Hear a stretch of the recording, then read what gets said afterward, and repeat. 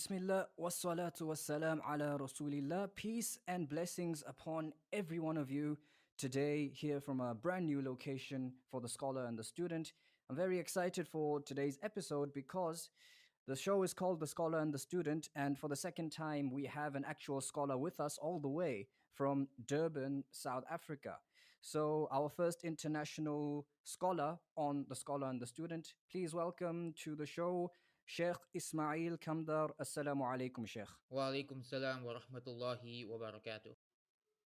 Welcome to Botswana, albeit in the lockdown. I don't know about you guys in Durban, but inshallah, our lockdown is supposed to end tomorrow. And I'm a bit sad because I was hoping it'd go on a bit longer and I'd stay indoors more often and all that. But welcome to Botswana. Inshallah, we'll host you in person as well Inshallah, someday. inshallah. And yes, Sheikh Ismail, as the name implies, he is an alim, a scholar of Islam. He has gone through a rigorous process, and he'll tell you more about this. I'm actually ashamed to say that the first time I encountered him, or the first time I heard of him, was on an American podcast called the Mad Mamluks. And usually, when it comes to local scholars or scholars from around our area, be it Botswana, South Africa, Zimbabwe, I usually know of them somewhat. But with Sheikh Ismail, the first time I saw him, the first time I heard of him was on the Mad Mamluks, which is a bit of an anomaly, and I'm ashamed of that. Sheikh, you'll forgive me for that as well. But Sheikh Ismail, welcome to the show, The Scholar and the Student. We've got quite a lot of topics lined up for us today. But for introduction's sake, would you like to introduce yourself and who you are, perhaps your life's journey as well, and also why did you choose to study the Islamic sciences? And you've got a bit of a unique approach, I should say, compared to a lot of other, shall we say, mainstream scholars. So tell us a bit about that as well. Okay, Alhamdulillah wassalatu wassalamu ala Rasulillah. So, yeah, my life's a bit of a unique story, and I guess it's worth sharing because I think for your audience, maybe the first time they meeting me as well. Again, want to thank you for hosting me and thank your listeners for joining in. Inshallah, maybe one day in person, I can come to Botswana. My last overseas trip for lecture was actually to Kenya, and I really enjoyed it. So, looking forward to traveling to other parts of Africa as well. We also on lockdown. Our lockdown was supposed to be 3 weeks. We're now entering our seventh week, and there's no sign of it ending. May Allah help us. Oh, It's been a Allah. really really long lockdown for us, and I think it might go on for a few more months. So may Allah Mm, help us with that. So my Ameen. story, here, my story goes way back because I technically began the Alim course when I was 13 years old, right? Uh, so even before that, my father was murdered when I was 8 years old. So Mm, I was raised by a single mother. Alhamdulillah, she's still with us. She does a lot of great work for the community herself. She runs an Islamic school. And from there, she does a lot of social work because her Islamic school is in a poor area. And so she does a lot of social work for the families in that area as well. So I grew up in that kind of household, a Islamic household focused on serving the Ummah. And when I entered my teenage years, I don't like to idealize my life. I like to be more frank about it. When I entered my teenage years, my mother didn't want me to go to high school. She felt it was a bad environment, so she put me in the Alim course instead. So initially, studying Islam wasn't really my choice. It was initially something my mother chose for me, but it was something I fell in love with over time, and it's something I eventually made my own, and it's something that I really dedicated my entire life to since then. So I began my alim course at the age of 13. Age of 15, 16, started doing dawah, giving public lectures. I graduated when I was 20 years old, got married when I was 21. uh, MashaAllah. After that, I did a bachelor's in Islamic studies with the IOU under Dr. Bilal Phillips. And I've actually been working for IOU for about 11 years now, since 2010, where I'm the faculty MashaAllah. manager. So I'm the faculty manager at IOU. I'm a freelance writer, a homeschooling father. I'm an author for about 12 books, alhamdulillah. I was a radio presenter for about 10 years as well. Kind of taken a break from that at the moment. So I'm kind of I like to do a lot of different things. My main project at the moment is Islamic Self Help, www.islamicselfhelp.com. I started this in 2015, and the purpose of that website is to give people uh, productivity tips and advice from an Islamic perspective, combining what I've studied of personal development with what I've studied of Islamic studies. So yeah, I've had a very long journey in Islamic studies. It's actually been 20 years since I began my study of Islam at the age of 13. Uh, and Alhamdulillah, I've never stopped studying, even though I've done the Alim course and a bachelor's degree. That's not the only studies I've done. I've personally attended classes under many scholars around the world from different backgrounds. I try my best to read about 50 to 60 books a year. So I'm always studying, Alhamdulillah, and inshallah, I plan to keep studying till the day I die. MashaAllah, that's quite a very beefy resume you got for Alhamdulillah. yourself there, Sheikh. MashaAllah. Allah bless you in all your endeavors. And I love the Ameen. fact that, you never stop studying, because a lot of people, unfortunately, they have this misconception that once they have completed their, whether it's their alim course or whether it's their university degree, whatever it is, they feel that this is the end of the pursuit of knowledge and that I have something now. I am a knowledgeable person, quote unquote. Alhamdulillah, you never stopped. Not only did you finish your alim course, but also you went on, you reinforced your Islamic studies, alhamdulillah, but you also studied other things on the side, and of course you've implemented all that into your website, which is Islamic Self-Help. But your journey in the Islamic fields, shall we say, Mhm. and this connects to an email that Sheikh Ismail asked me to send him earlier before this podcast started, about the Islamic landscape in Botswana, so he would be able to relate to our audience as well. Now, for better or for worse, the Islamic landscape in South Africa and in Botswana, and to an extent, even places like Zambia and Zimbabwe and these places as well, it has a certain pattern to it. And let's just say that Sheikh Ismail, and you're kind of unapologetic about this, you don't Yeah. always fit that mold. You don't always fit that pattern. So I think you are the best person, since you have been in that system. You're not like some guy who's like out there who's just criticizing scholars for the sake of being critical. Mhm. You are a scholar yourself. You are part of that system. You are part of what the machine has produced. But at the same time, you are able to be critical of the machine at certain points, and that's not to say that you're critical necessarily of Islam, but you're just critical of what certain practices, these certain practices that have cropped up in the landscape over here. So perhaps segueing into that, you are the best person to talk about some of the things that didn't sit right with you while you were studying Islam, and until today don't sit right with you, Mhm. and hence you take a break from that. And tell us about the challenges there, because I know that being an independent thinker, especially as an alim, someone who has studied Islamic sciences, that is something that will get you major backlash. Sometimes you'll be refuted completely. I don't know if that's what happened to you, but tell Yeah, us about that. yeah, that's actually much worse than that for me. But alhamdulillah, khair. So I think I should need to go a bit further back into my story to give people an idea of where I am in my journey of life and where I've been. And I'm going to be very frank. So I'm going to be using labels of the different sects and groups so that people know exactly where I've been, what I've been through, and where I am today. Uh, just for the sake of academics, not for the sake of looking down upon any group or judging them, but just so people can understand my journey, right?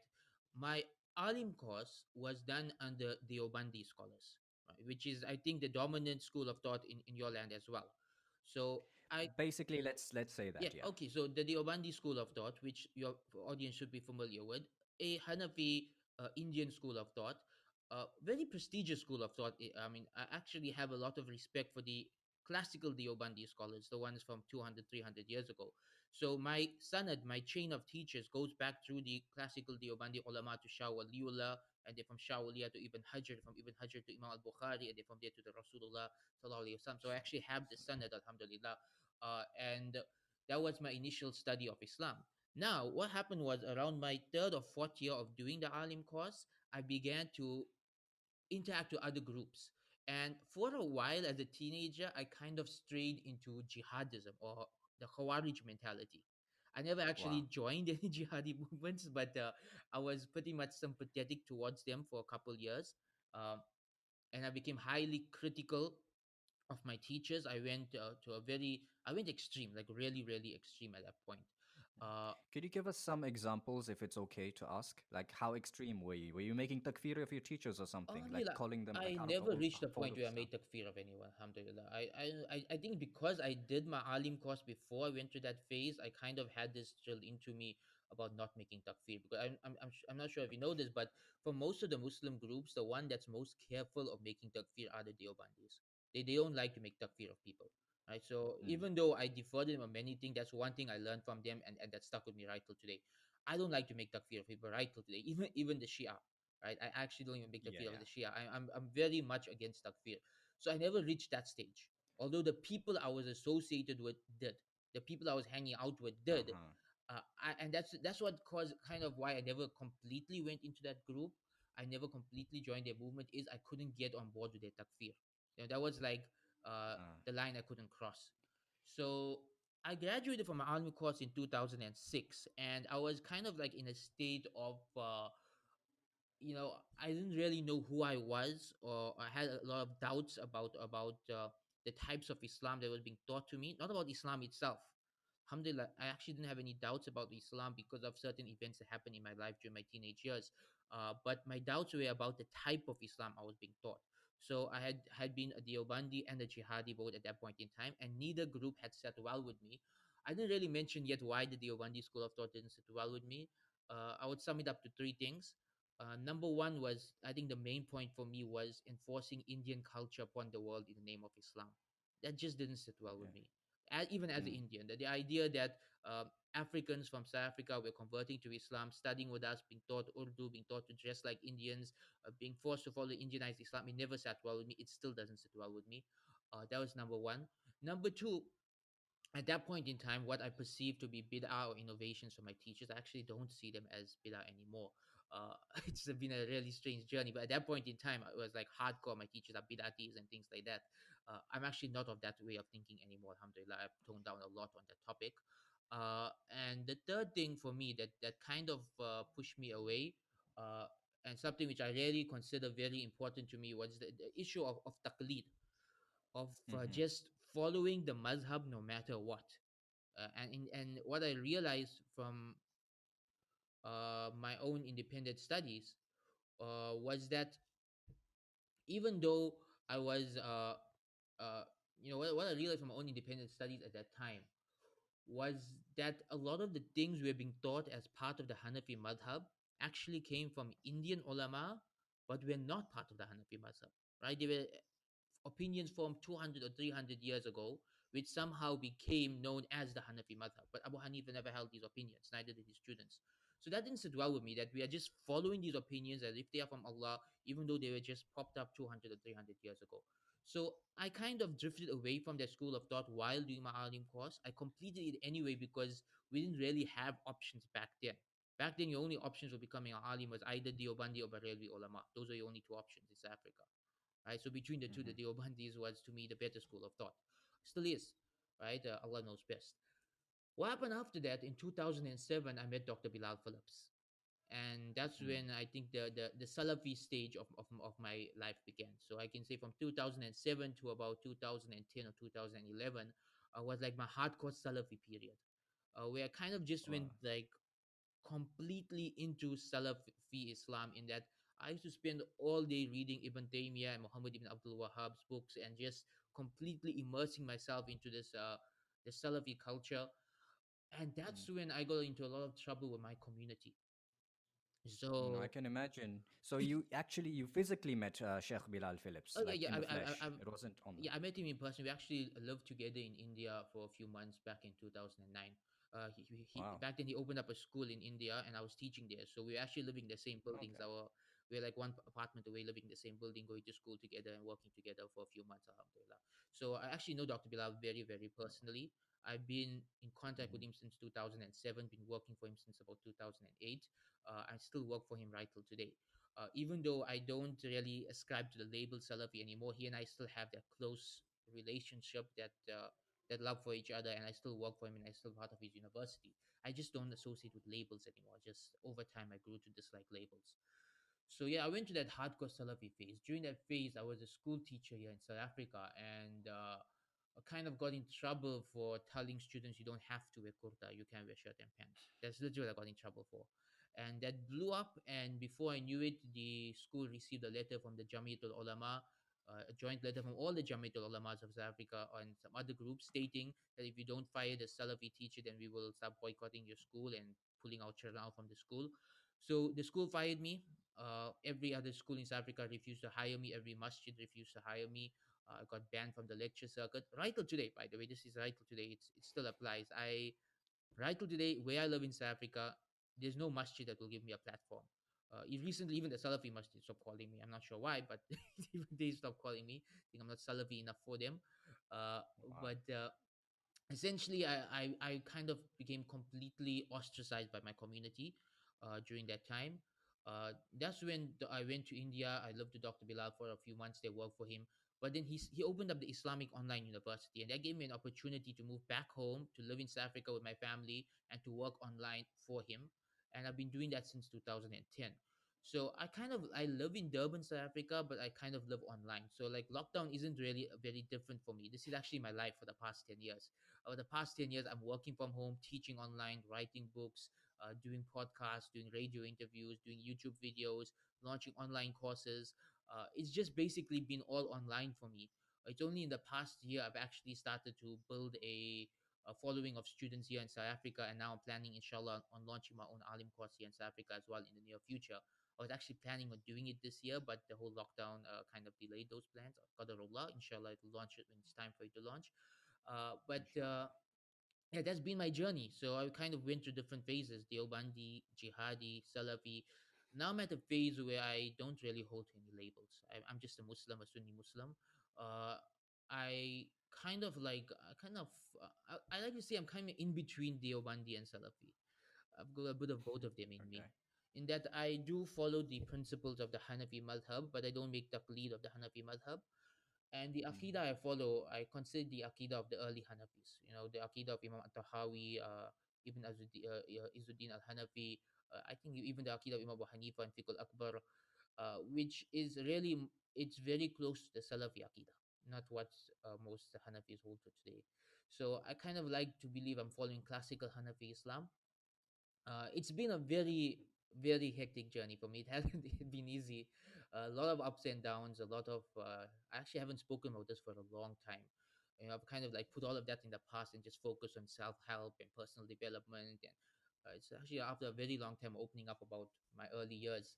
Uh, it Mm. hasn't been easy at all. And right till today, kind of still have that in many parts of my community, where guys still look at me as the Salafi guy or the traitor who left our group. And yeah, I can't give lectures in masjids. I'm not invited to any masjids to give lectures here.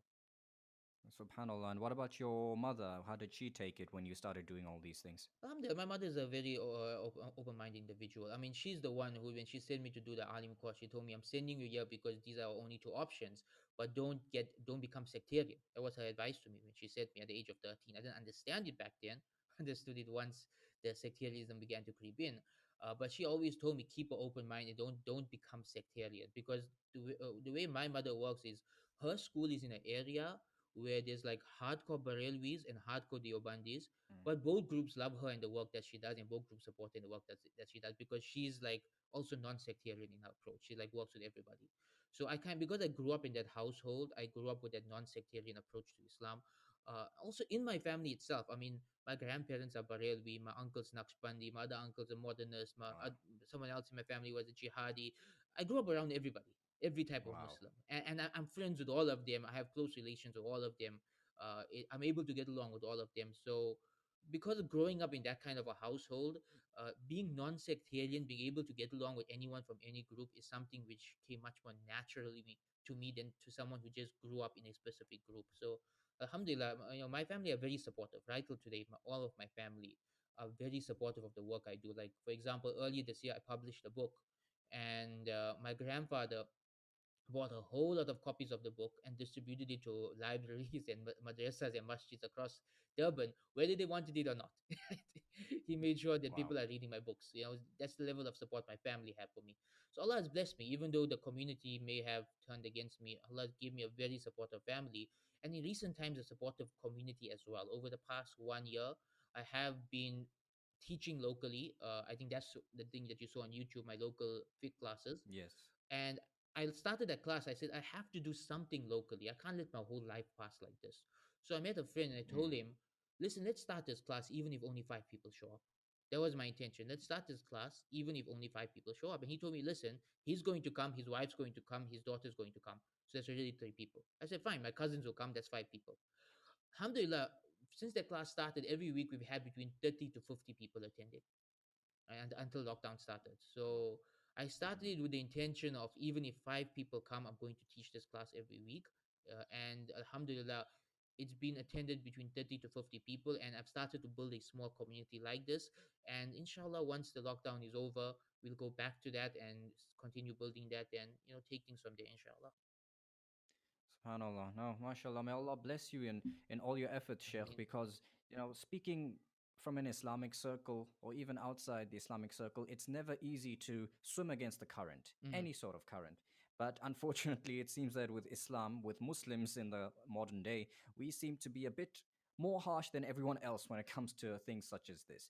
Um, to talk more about this, I mean, why do you think that is so? Why is it that the Muslims are very stringent upon someone who apparently leaves their group, if you want to, like, does something like you left the Deobandis and went over to first the Jihadis and then the Salafis? Why are they so stringent and so harsh against such individuals? Because honestly speaking, I don't know. This is my take on it. It seems that because you were getting some sort of tract or you were becoming somewhat popular, were they afraid, shall I use that word, of you converting more people and misleading them in that sense? What do you think that's the issue? And is it that protectiveness of we have to be the guardians of the truth sort of mentality that spurs this on? Yeah, well, psychologically, I completely understand their reaction. I mean, it makes perfect sense to me that they'd react the way they did. I mean, I'm not the only one. My friend circles are made up of people from similar backgrounds. I mean, I have friends in the UK who also completed their alim course under the Obandi teachers and then went through a Salafi phase.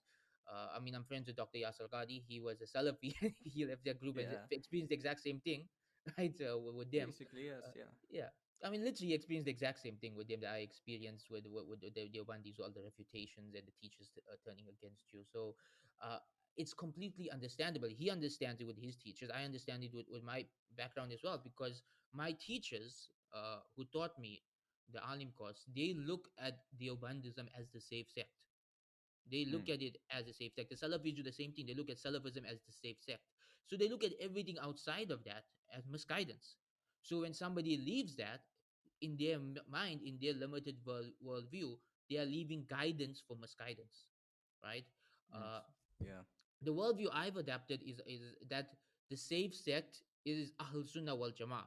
It's anyone who clings to a Sunni understanding of Islam. Whether that Sunni understanding of Islam is Salafi or Deobandi or Ash'ari or Hanafi or Shafi or Maliki or Hanbali or any of these things, even Sufi, all of these are still Sunni Islam. And all of these put together are the safe sect. It's not one out of these. These are all different madhabs within that sect, right? That's the way I look at it. Mm, Now they don't. They look at these individually. So a Sufi will look at the Deobandi as outside the fold of the safe sect, and the Deobandi will look at the Salafi as outside the fold of the safe sect. So from their mindset, I can completely understand the way they react. It's the natural reaction that you believe you're on the truth, somebody left the truth. For us, it's like somebody left Islam. That's the kind of idea they had in their minds. And it's even bigger when it's somebody who trained in your institute, qualified from your institute, and then they leave your school of thought. It's kind of like mm. it's kind of like a slap in the face that Yeah, what you we feel thought wasn't betrayed. good enough. Yeah, you feel Yeah. betrayed. I understand that. And honestly, some of my teachers right till today, they won't even make salam to me. Like literally, Mm. once I was in the masjid and I went to stand in the front saf for salah, and my teacher was standing there. He literally pushed me back. He didn't want to stand next to me for salah. He refused to stand Allahu next to me Akbar. in front of me for salah. Wow. And one of them, Mm, when he saw me shopping, he literally turned away and walked. He refused to greet me, and so for them, they feel betrayed. May Allah subhanallah. forgive them But for that. I I mean, understand it. I I understand mean, it because yeah, from their mindset, they taught me what they believe to be true Islam, and I left what they think is true Islam. Uh, yeah. to me, I'm still within the fold of true Islam, but again, some people have a very limited worldview of what Islam really is. That's the thing. That as much as it is understandable, Sheikh, what are some practical tips that you used to survive this ordeal? Number one, and some tips that you can give people like myself. Like, I think I kind of told you my story, but just for the Mm-hmm. viewers as well, we'll go through it again. So, Alhamdulillah, you see, the way my father describes his family, I'm also ethnically Indian, originally Indian. So, Mm-hmm. but I was born and bred in Botswana, so I consider myself a Botswana. And culturally Same here. speaking, yeah, I mean, culturally speaking, I do get along more with local Botswana people, whether they're black or colored or whatever it is, than I get along with actual Asians, like people from India Mm-hmm. itself or Pakistan or whatever. Anyway, my dad, the way he describes the family to me is that it sounds like they were Barelvi, but they didn't really know what they were doing. I think it was more of a cultural thing that everyone else does milad, so we'll do it as well. That's the kind of Mm-hmm. family he came from. But when he got older, like after he had me, basically, I think it was more of a common sense approach that, we should be mindful of our salah, or we should be mindful of halal and haram, and so on and so forth. So growing up, although, for example, there was a TV in the house, but my father was still very particular about salah. Like, we would never miss salah, and preferably in the masjid, but then he would be at work and I'd be at school. But still, whenever we could, we would read salah. And obviously, would be very particular about eating halal food and all that kind of thing. And as I grew older, unlike you, I did go to high school and I went through a phase of what we call jahiliya or ignorance, Mm-hmm. when we know what happens at high school and the usual stuff. So that also happened to me, but Alhamdulillah, I didn't stop praying altogether. I did, however, have a bit of an arrogance problem, and this is very important, that I thought that I'm praying salah, that guy is not praying salah, so I'm better than him.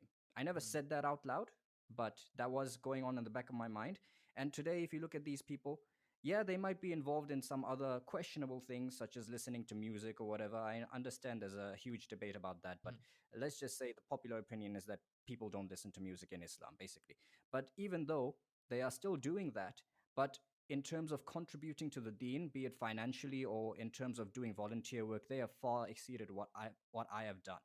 And I can't even hope to compete with them. So Allah has shown me that in that way that, I was arrogant because they weren't praying back then. Now they are praying. And not only that, they've exceeded me in giving service to the world and giving service to the religion of Allah. Anyway, as time went on, I started getting quote unquote more religious. And like I said, and as you acknowledged, that the Deobandis are the ones with the strongest foothold here, Mm-hmm. basically. So I started going close to that, although there was a time when I was kind of hardcore Salafi. Yes. Hardcore in the sense that, I mean, I would go to the masjid, right? Yeah. But instead of the usual Hanafi way of praying with your Mm-hmm. arms below your navel, I would pray like this, Yeah. right?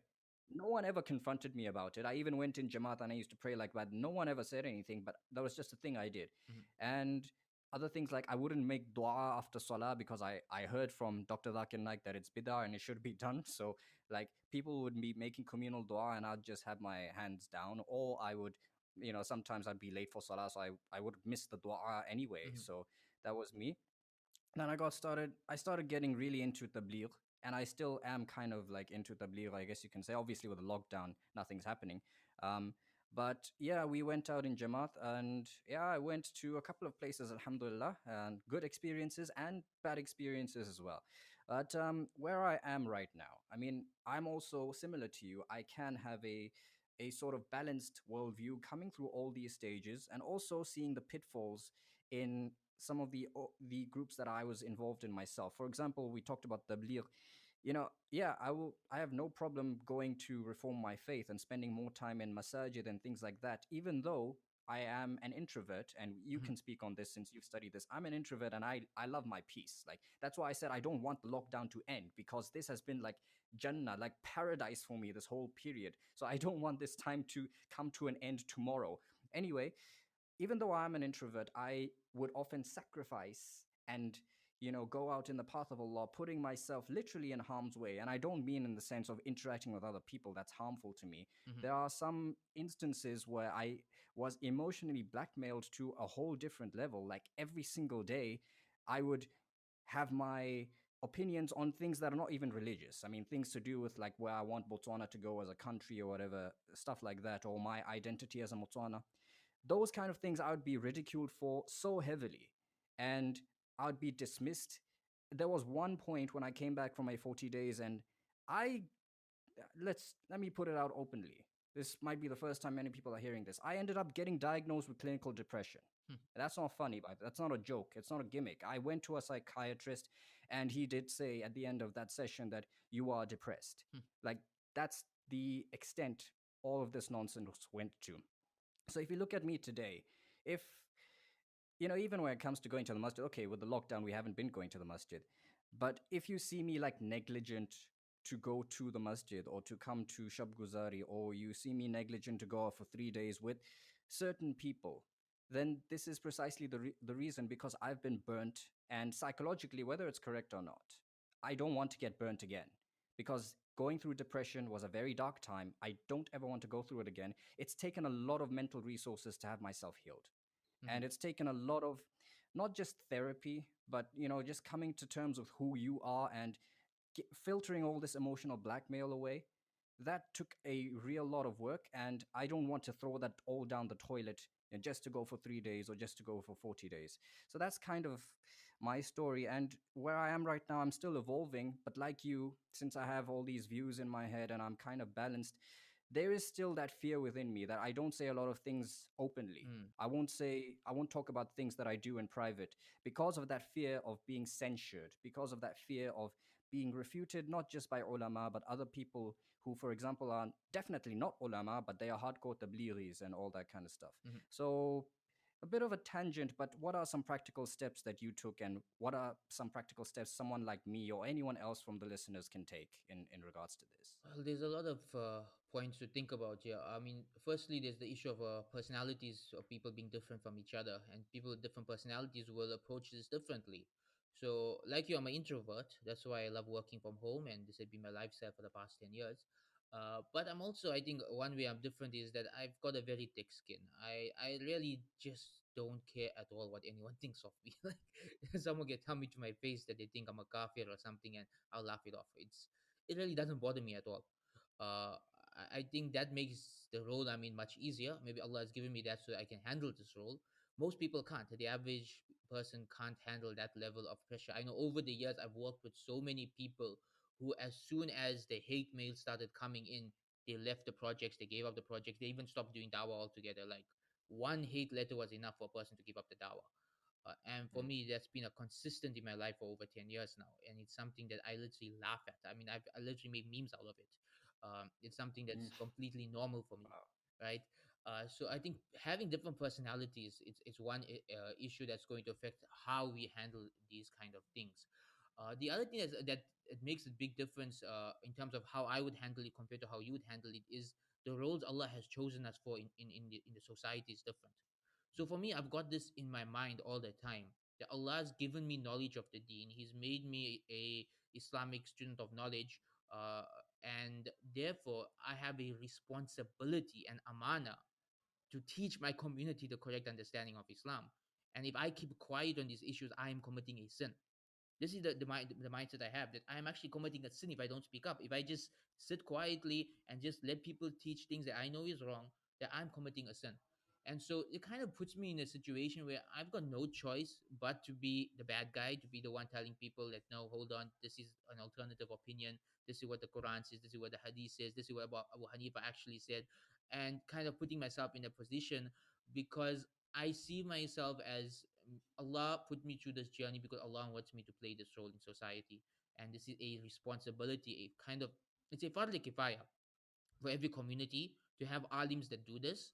And in my community, I don't see any other alim doing it. Therefore, it falls on me to do it, right? So I'm kind of like have taking up an obligation here. Now, for the average person who follows me, I tell them don't get involved.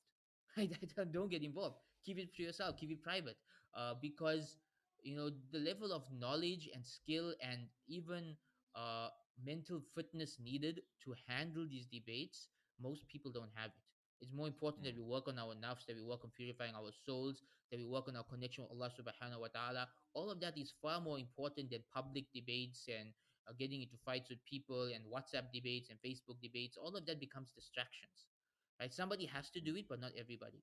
So for the average Muslim who's going through this journey, I would say keep it as personal as possible. And when you're having these arguments with people, get an alim involved. So I've got a hold of people who, whenever something like this comes up, They WhatsApp me and they bring me into the WhatsApp discussion to resolve it, right? Mm. Because it takes a high level of knowledge of the deen to be able to deal with these issues. Alhamdulillah, because I've studied with Hanafi ulama, I've studied with Shafi ulama, I've studied with Maliki ulama, with Sufi ulama, with Salafi ulama. I can relate to all these different backgrounds, and I can talk to anyone from Mm. all of these backgrounds, and I can even quote their own books on issues where they're saying one thing and their book says something else, right? So I'm able to do that. So Alhamdulillah, that gives me an advantage. One thing I always try to tell people when it comes to dealing with these differences, or even with life in general, this is something I teach my kids all the time. For life in general, you have to grow a thick skin. If you don't grow a thick Mm. skin, people are just going to beat you pillar to post. You know, uh, I mean, also all the time we're quoting Quran and Hadith. I know it's Ramadan, I shouldn't be quoting movies, but there's this movie Rocky Balboa where he has this Uh-huh. conversation with his son, and he tells him that life's gonna beat you and knock you down permanently if it can. You've Yeah. got to keep getting Yeah. back up. I Mm. I actually taken that quote and made it a life motto of mine. Like whenever I'm getting beaten Subhanallah. pillar to post by by the local ulama, I actually watch that Rocky Balboa quote and watch that clip of that movie because it's actually very true what he says. It's like Allah puts wisdom in the most strangest of places, Alhamdulillah, and that's really some This profound is why wisdom. this is why you get refuted, Sheikh. Exactly this. A very funny thing happened to me about 10 years ago. So one of my friends in India quoted me to some hardcore Salafis in Australia, and they wrote a whole Mm-hmm. article refuting me, calling me the Sheikh of Lord of the Rings. And the whole refutation was based on the Allah. fact that I'm a fan of Lord of the Rings. So therefore, anything I say about the Wow. deen doesn't count. Like, what's one Subhanallah. topic got to do with the Allah. other? I'm an author. Every author loves Lord of the Rings because it's the greatest Yeah. work of fictional literature any human being has produced. Right? So Subhanallah. unfortunately, Yeah. sectarian people can't understand that.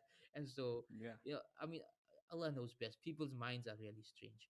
Growing a thick Mm. skin, yeah, for you, for anybody else, this is number one.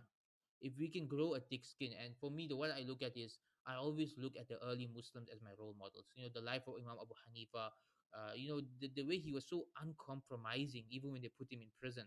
um, Subhanallah. the Yeah. same thing with Imam Ahmad ibn Hanbal, with Ibn Taymiyyah. I look at people like Imam Al-Ghazali. Imam Al-Ghazali, he was famous at a young age and he gave all of that up and disappeared just to work on his nafs and just to sort out his own Subhanallah. intentions. These are my role models, and Mm. these are the people whose lives I keep reminding myself of. As you may know, I recently wrote a 300-page book on the life of Umar ibn Abdul Aziz. Uh, Mm. and that's really one of my primary role models because Umar ibn Abdul Aziz was a man who went completely against the grain. I mean, he was an Umayyad Mm. prince, but he was from the awliya. I mean, Mm. the idea Yeah. of an Umayyad prince becoming a wali, becoming a truly saintly figure in the history of Islam. Uh, and I mean, leave alone people turning against you and talking about you, his cousins literally killed him. I Mm. mean, Wow. what level of social problems is worse than being killed by your own family? His Mm. cousins Yeah. had him poisoned, and he died in his 30s, at the age of 37, because of it. People like him are my role models. I look at them and I say that they did this, they understood this message, they understood this responsibility. We have to follow in their footsteps, and we have to be willing to do the same. We have to be willing to go through the same. Like from the ulama alive today, my role model, my favorite role model is Sheikh Salman Al Auda. Alhamdulillah, in Mm. Subhanallah. 2007 and 2008, I had the blessing and opportunity to attend some of his lectures live and in person, and Mm-hmm. they had a profound effect in changing my understanding of fiqh and changing my understanding of this religion completely. And right today, I read his books. There are some books of his that I've read over and over again multiple times. His books on being a student of knowledge and his books on dealing with differences of opinion. I've read those books multiple times because they really shaped my understanding of these topics. He, for me, is Mm. a role model of what an alim needs to be. The fact that no matter what people have done to him, he remains uncompromising on his understanding of this moderate Islam and trying to preach it to people in a country and a place where moderation is not just frowned upon, but you're imprisoned for it. It's he's really a role model to me. Allah free him and release him and grant him great rewards for everything that he's going through for the sake of our deen. Ameen. So, Ameen. alhamdulillah, that's Ameen. really growing a thick skin is number one. If you can grow a thick skin and do things for the sake of Allah, nothing phases you. No matter what people say or do, nothing phases you because it's all about Allah. It's not about this world. It's not about your reputation. It's not about whether you're famous or not. It's all about Are you doing work that's pleasing to Allah subhanahu wa ta'ala? Because at the end of the day, that's all that matters. Subhanallah, and that is so true. And you mentioned Lord of the Rings. Last week's episode on this podcast was about Harry Potter and Islam. So, Allah na kare that those Salafis who refuted you will find that episode. But anyway, I always put a disclaimer on this podcast when I do my book reviews because so far I've reviewed 3 books on this podcast, and they've all been about. Well, why don't you take a guess what they've been about? You've reviewed 3 books. Yeah, I've reviewed 3 books on this podcast. If you haven't checked them out, just take a guess, like what I've reviewed so far. Besides Harry Potter, that was an entire series, but Okay. besides that, Are you talking about fictional books or? yeah, so far they have just been They will fiction. all be Obviously, I do fictional plan to books. do. Yeah, and I know amongst Mm. our Indian Muslims, they have this idea that fiction is lies, so fiction is haram, Yeah, I mean, which is completely yeah, nonsensical because one of the oldest works of fiction in the world is Arabian Nights, 1001 Nights, written by yeah, Muslims during the Golden Age. I mean, yeah, I don't know where this idea came from. Historically, there is no idea of fiction being haram. Fiction, or I mean, the Quran even speaks about masal, about parables. Parables is yeah, something that's always exactly, been there in our religion. We've never had a problem using parables to preach messages. So it's a exactly. very strange idea. Subhanallah. Right, it's all right. Anyway, coming back to yourself and the work that you do, the lecture of yours that really pushed me to get you on the show and really get you on board is that lecture you did about Islam and Urf. And I have mentioned this word on the podcast before, particularly when we were doing the Harry Potter and Islam podcast with Brother Salahuddin, who was from the UK. We talked about the word Urf and how it can refer to, you can correct me since you're the scholar, about it can refer to local customs. And of course, when you're talking about Harry Potter, that, Harry Potter being a product of British culture, and there's plenty of good to be found in Harry Potter. Just because you're reading Harry Potter doesn't mean you're going to come out as a dark magician tomorrow or Yeah, something I like read that. all the Harry Potter So, books while doing my alim course. So right, subhanallah, I mean, that's an achievement right there. I mean, I'm rereading Philosopher's Stone right now because it's going for free on Audible, just so you know. So you can go check it out if you Mhm. want to. Um, so yeah, we were talking about Urf, and you gave a lecture about Urf and how this factors into Islam and how Islam should have a different flavor wherever it is. So the Islam of South Africa is not going to look like the Islam of India or the Islam of Saudi Arabia or the Islam of the United States simply because we all have different cultures. Mhm. But why don't you take it away from there? And because a lot of people, when you come to them from this Mhm. angle, they'll start saying, well, you're modernizing the deen or you're straying away from the pious. We should be dressing up like the pious people of our time. And definitely that's not jeans and t shirt or suits and what have you. So, how do you counter that claim? Okay, so Alhamdulillah wa salatu wa salam ala Rasulillah. This topic is a very deep topic, and to me, it's the topic that's closest to my heart. It's the one that most of my work here in South Africa revolves around. Uh, the Hanafi principle of Urf. Actually, it's in all the madhabs, but in the Hanafi madhab, it's supposed to be strongest, which is the great irony of our times, right? Wow. What this principle simply means is that Islam is meant to be a multicultural religion. It's meant to be practical in every place and every time. It's not meant to be the spread of Arab culture to the rest of the world, right? Or in our case, Indian culture to the rest of the world. Allah subhanahu wa ta'ala has revealed a religion where the fundamentals are fixed, but the details are flexible. And so the fundamentals never change, but the details can change from time to time and place to place. What do we mean by this? A fundamental of our religion is treat your wife well. How do you treat your wife well? Every culture has its own understanding of what to treat your wife well. In one part of the world, if you don't get your wife a domestic worker for the house, you're not treating her well. In another part of the world, if you don't buy her own car, you're not treating her well. In another part of the world, in another time, 300, 400 years ago, if you didn't buy her a slave, you're not treating her well. And now we can't take a fatwa from 300 years ago and say you have to apply it today because the culture has changed, the world has changed. So our religion, Allah has made it flexible in this way that it's meant to accommodate the good of every culture. And historically, that's the way Islam has always been until very recently.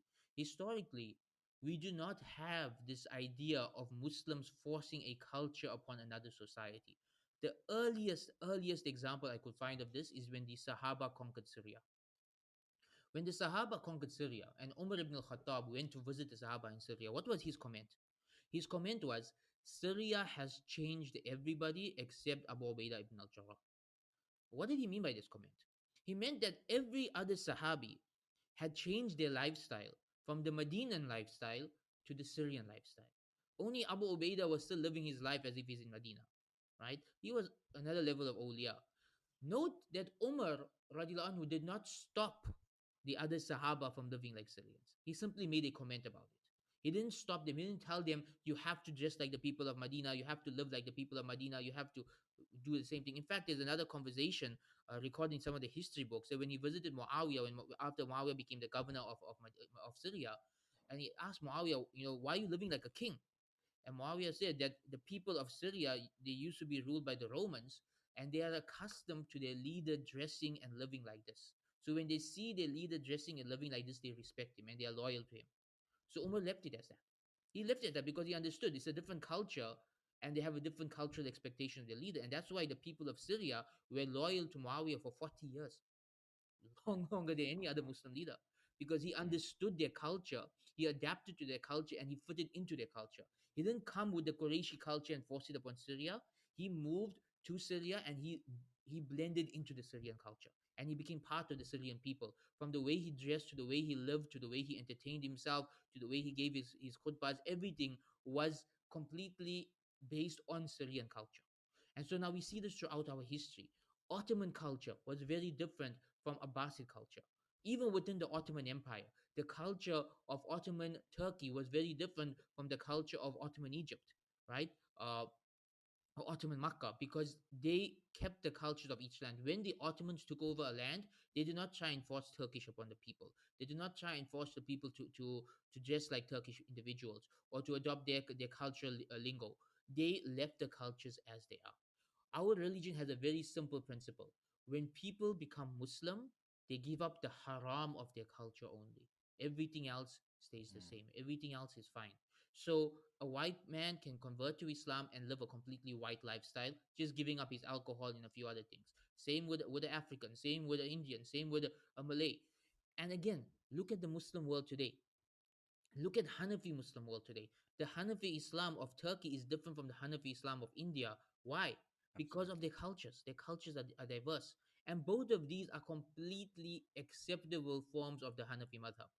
Right? Nobody says, or maybe some extremists do, and nobody in general says that Turkish Hanafi Islam is wrong and Indian Hanafi Islam is right. Right? Rather, they both Mm. understood that these are the Hanafi madhab according to this urf and that urf.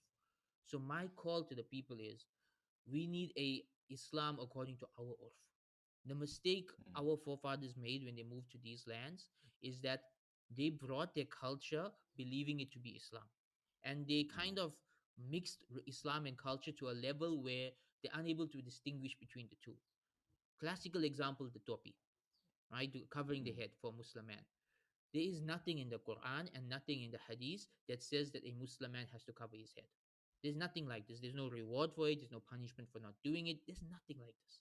It is But simply practically speaking, in Arabia 1400 years ago, they used for to, practical they used reasons, to you wear would short. cover your head Yeah, they because wear of, short to yeah, protect themselves from the sun yeah, and from the dust, yeah, right? So of it course, was yeah, a very practical. And only that too. Again, cultures evolve over time. For the of course, majority of definitely. cultures in human history, it was respectable for a man to wear a hat, even in Western culture. Mm. Even in Yeah, Western the culture, bowler hat. they used to Yeah, wear their hats a few years ago. Now, yeah. the point is cultures change. And the Mm. culture we live in today, wearing a hat for a man is not a norm. Now, Mm. is the head of a man aura? No. Is there a religious significance to covering your head? No. Is it the cultural norm to cover your head? Depends in which country you are in. So Mm-hmm. when I'm in South Africa, I don't normally cover my head because it's not a cultural norm in South Africa. Now, if I'm going to a Deobandi masjid, I will cover my head to respect their culture. In fact, when I went Mm-hmm. to Yeah. Kenya, I wore a Mm. topi for the full trip and a kurta for the full trip because that was Mm. actually their culture there. Even when Yeah. I met a member of government, I met the I think it was the governor. I actually met the governor of Mombasa. He was wearing a kurta and topi, Subhanallah. right? Subhanallah. So Yeah. that was their culture. So I dress. If you look at the picture of me and him, we're wearing the exact same kurta and the exact same topi because what I do Mm. is I dress according to the culture. So when I went to Wow. Malaysia, I wore a suit because the ulama they wear suits. When I went to Kenya, I wore mm, kurta and topi because the ulama they were kurta and topi. My point is, in South Africa, we imported and we kind of forced upon people this kurta and topi thing, and it's not working because there's like a clash here now. Now we have this clash that young people are looking at this kurta and topi as an imported thing, and the older people are looking at it as Islam. And now the young people like, if yeah, I have to wear this to practice Islam, I'm not going to practice Islam. This is the mindset they basically, have. yeah. Right? Like I've Mm, actually met young people who told me that they wanted to become alims, but then they realized they'll have to wear kurta and topi full time, and they put them off. So if I'm at least the one wow. alim in town who's not wearing kurta and topi, at least they have an idea. Okay, you don't have to wear kurta and topi to be an alim, right? So maybe they'll Mm, be motivated to go and do their studies. So many people are completely unaware of this principle, and that's why it's a shock for people when you mention it, and it's very very misunderstood. And I understand there is a very fine line between applying the principle of urf and modernism. There is definitely a very fine line there. The ulama understand where that line is. That's the point. The ulama mm, understand where that line is. yeah. The average Muslim doesn't. That's why the average Muslim should not be the one making the fatwas based on urf. It should be ulama handling this. Uh, I've seen the exact same problem in other countries, right? So, like 2 years ago, Dr. Yasser Qadi was in Durban, and I spent 2 days with him. Just two of us were just hanging out. We went to the beach, we went out to restaurants, and we were talking about the same issues. And he had the exact same problem there. When he came up with the idea that we need to Americanize our culture, our Islam in terms of culture, people misunderstood him in saying that we need to modernize. And so, right today, some people call him a Mm, modernist and think he's trying to modernize Islam. But no, he's just trying to change the fiqh to fit the culture, and he's doing it mm, based on these same principles. Uh, People don't understand that because the average Muslim does not even know usul al fiqh. In fact, the average Muslim doesn't even know yeah, the word usul al fiqh exists. Here's a really exactly. uh, here's a point that really shocked me. Last year, when I started my usul al fiqh course locally, it was in Mm, October. When I put out the adverts for the course, people asked me, even within my own family, "What's that? Never heard of it before." Never heard mm, of usul al-fiqh. The whole term doesn't exist in our community. Then after that, I thought mm, maqasid sharia qawaid al-fiqhiyah, people's minds were blown. They never heard of these terms in their life. In fact, the ulama never even heard of these terms because unfortunately, the local alim course does not teach maqasid sharia. It does not teach qawaid al-fiqhiyah. They don't even mention these terms. And these are fundamental principles for understanding and applying fiqh in our times. So we have a lot of work to do, and this is one of the reasons why I want to start my own alim course one day, inshallah, to train ulama inshallah. who are trained in these sciences, so that they can, whichever part of the world they go to, they are able to make their fiqh relevant to their people. Many people don't know this, but one of the agreed upon five major maxims of fiqh is by all four madhabs is al-ada muhakkama. Local culture is the deciding factor. All four mazhabs agree that this is one of the five main maxims of fiqh. To such an extent that almost a quarter of fiqh revolves around this maxim. That when there is a Mm, clash of culture, you follow the local culture. It's not even a matter of dispute. All subhanallah. four mazhabs agree upon this point. But people today don't know this. All they know is Mm, this is what our subhanallah. Maulana said in India 300 years ago. This is what we're going to follow. And Mm, what irritates me about that is that the Maulanas they're following are truly intellectual individuals who made fatwa for their time based on the problems of their time or the yeah, urf of their time. Their fatwa absolutely. made complete and perfect sense if Mm, when you put it in context. The only reason the yes, fatwas are absolutely. not making sense to us is because we're taking it out of context. We're taking a Of fatwa that course. was meant for a colonized India when the British were ruling, and we're applying it in South Africa or Botswana, and it doesn't make sense in that context at all. I'll give you an example of this. Uh, there is a fatwa that's still circulated in some circles that it's haram for girls to go to school, right? Mm, And this mm, fatwa was made during the colonial era when the British were ruling India, where they were setting up girls' boarding schools to modernize the girls and to get Islam out of them. So the ulama of that mm, time very sensibly made a fatwa that it's haram for girls to go to school. Now, can yeah, you apply that absolutely. fatwa in the 21st century? You can't. It doesn't make any sense Mm, today. The world has changed, cultures have changed, the purpose of schooling has changed. You cannot take a fatwa from 300 years ago and apply it today. The ulama who made their fatwa were right in their fatwa, but they were right in their fatwa for their time. They did not intend for people 300 years later to be treating their fatwas like it's the word of Allah. And that's what people get wrong. mm, That is what people get wrong. When you tell people that you can't follow their fatwa anymore, they feel like you're disrespecting the ulama. They feel like you're going against their elders. You feel like you're breaking away from the opinions of the pious predecessors. We're not. We're actually following the same principles they followed. They didn't make these opinions with the idea that people are just going to follow it forever and ever. They made their Mm. opinions for their time based on their urf. We now have to do the same thing for our time based on our urf. But as you said, this is a job for the ulama, not Yes, for people that's like correct. me who will make everything halal. But then we come to another dilemma then, like for me in Botswana, if there are no ulama who are actually applying, Mm. this maxim of localizing Islam for the local culture, or however you want to put it, then what do we do then? Because then it's as if we'll be in limbo. We'll be stuck following this very Indianized Islam while we're not in India anymore, not Mm. in India 300 years ago for that matter. What's the workaround for that? So there is no easy solution to this. As I mentioned earlier, it is fard al-kifaya. It is a communal obligation for every community to train such ulama. Meaning, I believe that every community must choose from amongst them one or two really intelligent young men or women to go to another country to study these principles and then to come back and apply these principles and to lead the people in it. So every community, it is an obligation upon them to have intelligent, intellectual ulama who are trained in these sciences. And if there is nobody like that in the community, the entire community as a whole are sinful, right? And what do I Mm. mean by this? For example, I mean, look at our Indian culture. Our Indian culture is when someone's intelligent, we don't want them to become an alim. We want them to become Mm, yeah. doctors. We want them to become lawyers. And then we Mm. complain that our ulama are not intelligent, right? This is the irony. When Yeah, we have intelligent exactly. children, we don't want them to be ulama. And then we complain Mm. why our ulama are not intelligent. Put two and two together. Yeah, You want intelligent exactly. ulama, invest in intelligent people. You look at Imam Of Abu course. Hanifa. Imam Abu Hanifa was a businessman. And Alim Mm. literally went to his shop and told him, "You are intelligent, you should be studying Islam." I mean, that was Mm. their culture. Allah Akbar. That Mm. was their Yeah. culture. That's what gave us Abu Hanifa. We are not Mm. doing that today. Subhanallah. Therefore, we are communally sinful. That when we have people in our communities who are capable, intellectually of becoming profound scholars of the religion, we don't want them to go in that direction because we don't really see Islamic scholarship as beneficial for them in terms of dunya. Right, that's to be Mm. frank. We feel like they're going to be poor if they become scholars of Islam. By the way, when I first started studying Islam, I had the same issue. People said, if you study Islam, you're going to be poor. Mm. And alhamdulillah, I don't want to mention anything about my financial situation, but simply put, I have a happy life and a comfortable life. Alhamdulillah. Alhamdulillah. Alhamdulillah. I realized that whatever risk was meant for you, whatever profession you choose, you're going to get it. And if you choose to serve Allah over serving the dunya, Allah is not going to deny you that risk. In fact, He's going to give it to you and Definitely. put barakah in it as well. So that's a major misconception people have. So I would say the first thing your community needs to do is to find amongst y'all those intelligent individuals who are capable of becoming ulama and to send them to Mhm. the right places to study Islam, to invest in their knowledge, so that within 4 or 5 years' time, you'll have people in your community who can lead you and do this work.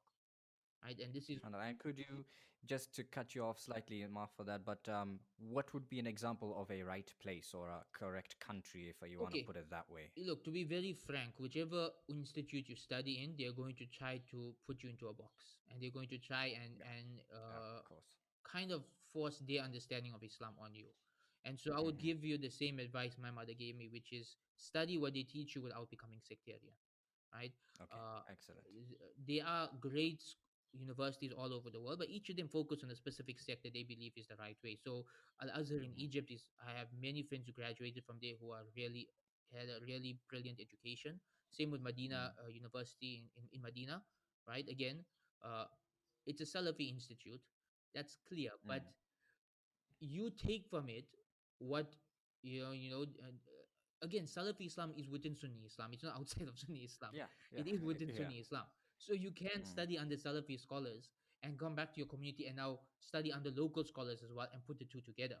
You don't have to just Mm. become a blind follower, right? Which is the irony of Salafism. Yeah, They yeah, talk of about course. not blind following, but when people become Salafi, they become the most hardcore blind followers, of Saudi Arabia. So Exactly, yeah. I mean, Medina is an excellent place to study. In Mm. India, I would say Nadwatul Ulama. You know, Oh, yeah, yes, that's where Sheikh Akrab yes, Nadwi and even one of graduated my from, isn't it? personal teachers here in South Africa, he studied there as well. He was actually classmates with Akram Nadwi, and the Oh, level of mashallah. knowledge they receive, it's profound. It's absolutely amazing. So that's another place I would highly recommend. For people in the West, I mean, Dr. Yasser Qadi has his Islamic seminary in America. Sheikh Akram Nadwi has his Cambridge Institute in the UK. These are places worth Mm. studying at. I mean, it's really, and also another thing I would advise, if somebody chooses to dedicate their life to studying Islam, Don't stick Mm. to one school of thought. If you're going to do your bachelor's degrees with Salafis, do your master's degree with a mazhab or with the Sufis or with somebody else. Just to so that you Uh-huh. can understand the other people, not to get into their group or to become initiated into their movement or to become a part of that Mm. sect, but just so that you can understand them. Because once you Mm. understand people, SubhanAllah. you become a lot less hardcore. A lot of times when we are in our groups will tell us these people believe this, these people believe that. But when you meet those Yeah. people and talk to them, hold on, they don't actually believe that. My teachers were Mm. misinformed, right? Mm. And so it's very important that you get a broader understanding of Islam. Like, and I still do this right till today. I mean, anytime a scholar travels to South Africa, whether he's a Sufi, whether he's from one of the madhabs, whether he's Salafi, whatever background he's from, as long as he's within Sunni Islam, I attend his course, I attend his lectures, I take notes, I pay attention, and I'm able to take benefit from it. And I find that it grants me a much stronger tolerance of these different movements within Sunni Islam and a stronger appreciation for the work that they do. So there is no easy Mm. or simple way today for someone to become an alim because most of our alim programs are very sectarian in nature. I would say choose one of these places that I mentioned or someplace similar. Go in with an open mind. Don't become like over patriotic to your institute and your teachers. And then after that, study with other people. After that, Mm. take a couple years to study with somebody else, to break Mm. away from one understanding of Islam and to absorb other understandings of Islam as well. So you can keep all these different understandings of Islam in your mind at the same time and learn to appreciate all of them. If someone can do that, then within a few years, your community would have a leader, inshallah, Islamically. Until then, you Inshallah. kind of like have no choice but to take knowledge from people of other countries. And there is Yeah. a handicap to that. The handicap to that is that people from other countries don't understand your culture. And so they Yeah. can't Yeah. answer everything. It's like the story Mm. of when a man from Morocco went to Medina to ask Mm. Imam Malik 50 questions. And out of those 50 questions, about Yeah. 40 of them or 47 of them, he said, I don't know. Mm. And when he said, what must I SubhanAllah. tell my people? He said, tell your people Malik doesn't know. One of my Mm. teachers commenting on this narration, he says, Imam Malik, he was familiar with the culture of the people of Medina, but he Mm. had no understanding of the culture of the people of Morocco, and he knew this. He knew this. It's not Mm. that this is something he understood as alim. And so he knew that these 40 questions are all urf questions. They are all questions based on culture. So it's Allah. not his place to answer it. It has to be answered by a scholar who understands the culture. And that's why he says, I Mm. don't know. So this was SubhanAllah. the understanding of my teacher of that narration, and it's really profound because so that's why if someone had to ask me, I mean, I get this all the time. I get people in India and people Mm. in UK, people in Germany emailing me saying, this is the issue. What's the ruling? And my opinion always is you have to ask local ulama. I'll give you an example of this, which I get all the time, is celebrating birthdays. Daughter wants to Mm. have a birthday party. Is it Mm. acceptable or not? I always ask him, what's your urf? What's your local culture? Someone from Saudi Arabia asked me, and I told him, you shouldn't do it because that's not part of Saudi Arabian culture. Right? Somebody from Mm. America asked me, I said, okay, with these restrictions, you don't blowing candles, no making wishes, all of that, it would be culturally Mm. acceptable Islamically to do it in American culture because it's part of your local culture. A lot of people don't understand this Yeah. nuance when it comes to fatwas. They want one fatwa for the entire world. And fiqh doesn't Mm. work like that. SubhanAllah. Fiqh doesn't work like that. So And, really, when you're taking knowledge from ulama of other countries, you are going to be mm. at a handicap, especially if they don't understand your culture, because they're not going to be able to answer everything. It is a communal obligation to send people or to go yourself and to study Islam and to gain that knowledge. Nowadays, it can even be done online, alhamdulillah. Although I personally Alhamdulillah. believe this knowledge is best sought in person, so you can Mm-hmm. study the akhlaq of your teachers and get the barakah of their company and spend private time with them. All of that's important, but nonetheless, for those who can't, it can be sought online. There are many online courses. I mean, I work for IOU where you can study maqasid and qawaid. All of this is taught at IOU and many other online institutes. And then to just take that knowledge once you've studied it and once you've got the approval of your peers and your teachers, and then to become a leader of your community in this area. And what's also going to happen then is when you become a leader of your community in this area, you are going to face communal backlash. That is Yes. guaranteed. It's 100% Mm. guaranteed. There is no way that you are going to try and reform your community without backlash. So again, the Mm. people who choose this work need to be people of sincerity, people with a strong Mm. backbone, people of courage. and people who are willing Mm. to be the black sheep of their society, because otherwise the work's not going to get done. You're going to give up on day one.